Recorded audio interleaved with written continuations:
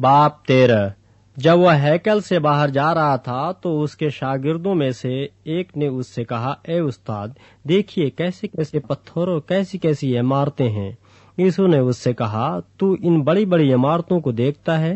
یہاں کسی پتھر پر پتھر باقی نہ رہے گا جو گرایا نہ جائے۔ جب وہ زیتون کے پہاڑ پر ہیکل کے سامنے بیٹھا تھا تو پطرس اور یعقوب اور یوحنا اور اندریاس نے تنہائی میں اس سے پوچھا، ہمیں بتا کہ یہ باتیں کب ہوں گی، اور جب یہ سب باتیں پوری ہونے کو ہوں اس وقت کا کیا نشان ہے؟ یسوع نے اس سے کہا، شروع کیا کہ خبردار کوئی تم کو گمراہ نہ کر دے۔ بہتیرے میرے نام سے آئیں گے اور کہیں گے کہ وہ میں ہی ہوں، اور بہت سے لوگوں کو گمراہ کریں گے۔ اور جب تم لڑائیاں اور لڑائیوں کی افواہیں سنو تو گھبرا نہ جانا، ان کا واقع ہونا ضرور ہے، لیکن اس وقت خاتمہ نہ ہوگا، کیونکہ قوم پر قوم اور سلطنت پر سلطنت چڑھائی کرے گی۔ جگہ جگہ بھونچال آئیں گے اور کال پڑیں گے۔ یہ باتیں مصیبتوں کا شروع ہی ہوں گی، لیکن تم خبردار رہو، کیونکہ لوگ تم کو عدالتوں کے حوالے کریں گے اور تم عبادت خانوں میں پیٹے جاؤ گے اور حاکموں اور بادشاہوں کے سامنے میری خاطر حاضر کیے جاؤ گے، تاکہ ان کے لیے گواہی ہو۔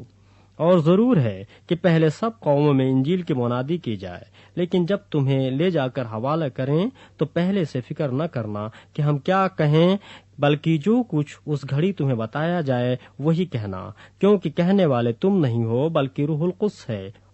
اور بھائی کو بھائی، بیٹے کو باپ قتل کے لیے حوالہ کرے گا، اور بیٹے ماں باپ کے برخلاف کھڑے ہو کر انہیں مروا ڈالیں گے، اور میرے نام کے سبب سے سب لوگ تم سے عداوت رکھیں گے، مگر جو آخر تک برداشت کرے گا وہ نجات پائے گا۔ پس جب تم اس اجاڑنے والی مکروہ چیز کو اس جگہ کھڑی ہوئی دیکھو جہاں اس کا کھڑا ہونا روا نہیں، پڑھنے والے سمجھ لیں۔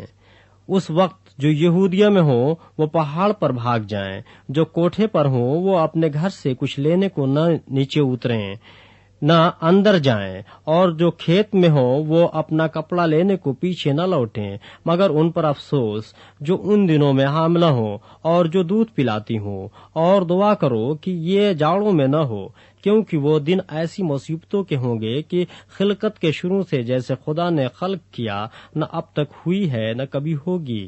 اور اگر خدا بند ان دنوں کو نہ گھٹاتا تو کوئی بشر نہ بچتا، مگر ان برگزیدوں کی خاطر جن کو اس نے چنا ہے ان دنوں کو گھٹایا۔ اور اس وقت اگر کوئی تم سے کہے کہ دیکھو مسیح یہاں یا دیکھو وہاں ہے تو یقین نہ کرنا، کیونکہ جھوٹے مسیح اور جھوٹے نبی اٹھ کھڑے ہوں گے اور نشان اور عجیب کام دکھائیں گے، تاکہ اگر ممکن ہو تو برگزیدوں کو بھی گمراہ کر دیں۔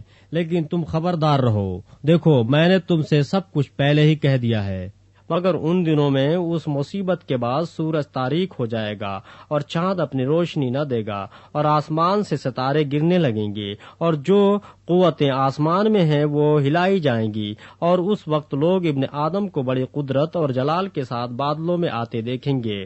اس وقت فرشتوں کو بھیج کر اپنے برگزیدوں کو زمین کی انتہا سے آسمان کی انتہا تک چاروں طرف سے جمع کرے گا۔ اب انجیر کے درخت سے ایک تمثیل سیکھو۔ جو ہی اس کی ڈالی نرم ہوتی اور پتے نکلتے ہیں تم جان لیتے ہو کہ گرمی نزدیک ہے۔